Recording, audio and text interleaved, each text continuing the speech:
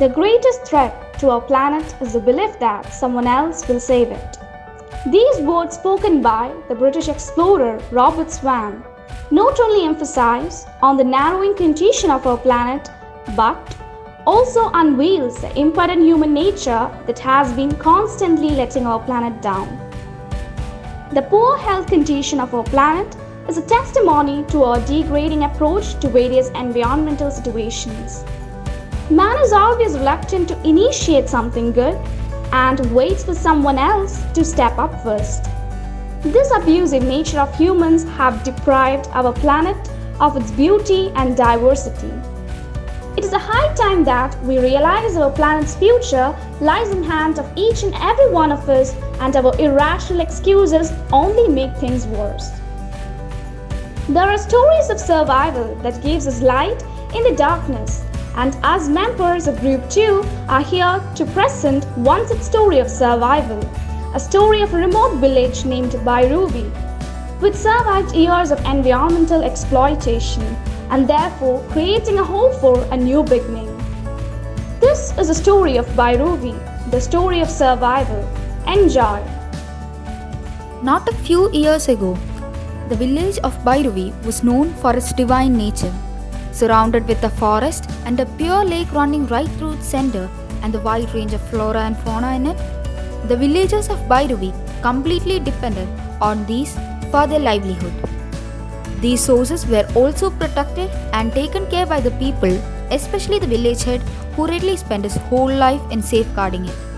From his age 10 to this old age, he has been planting a tree every day and been looking after them. Despite being a village with rich environment, Bairuvi was poor for the employment opportunity as it was an undeveloped village. As a result, most of the villagers worked outside the village, that is, the nearby town. The highly rich resources of village always attracted the people outside it. Thus, the chemical factory crew decided to build their factory in the village area as they have every materials they require for its working and construction. One day, they visited Bairuvi unexpectedly and started exploring the area. The villagers were clueless on what was happening and sent for the village head. They together decided to ask the factory crew about their arrival.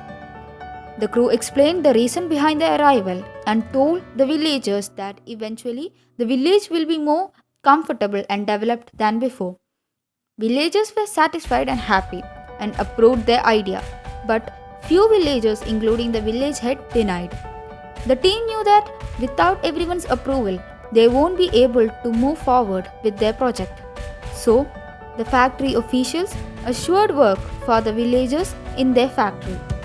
The fact that they wouldn't need to go so far to earn attracted all the people.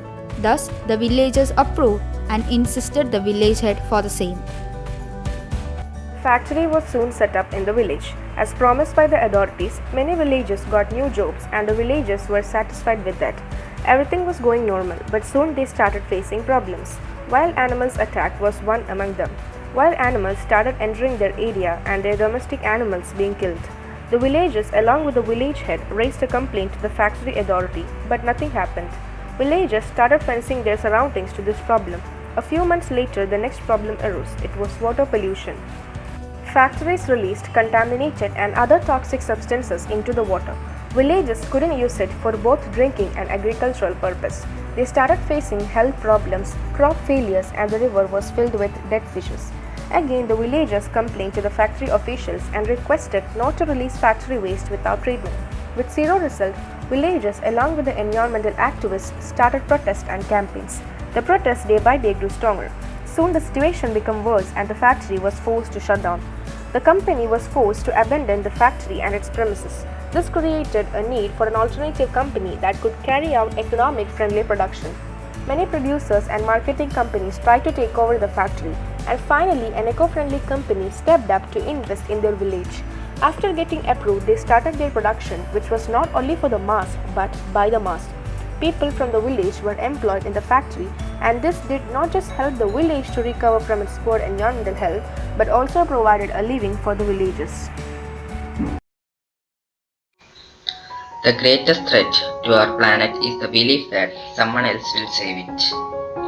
In this story, we can see the industry slowly started cutting more and more trees for their use and dumping untreated chemical waste into the lake. Even though many villagers saw this, they didn't take it as a serious issue of concern. They felt that everything will be alright. This is the problem our earth is facing nowadays. We should take necessary actions to protect our planet.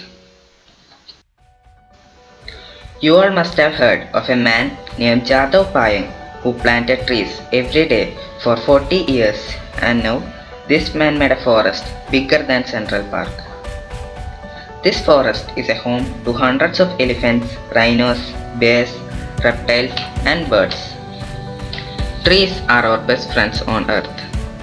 All we need to do for the trees is to give them some space and water. They return the favor by giving us life and much more every day. We need to grow more trees to make our surroundings better and to compensate for the deforestation and to reduce air pollution.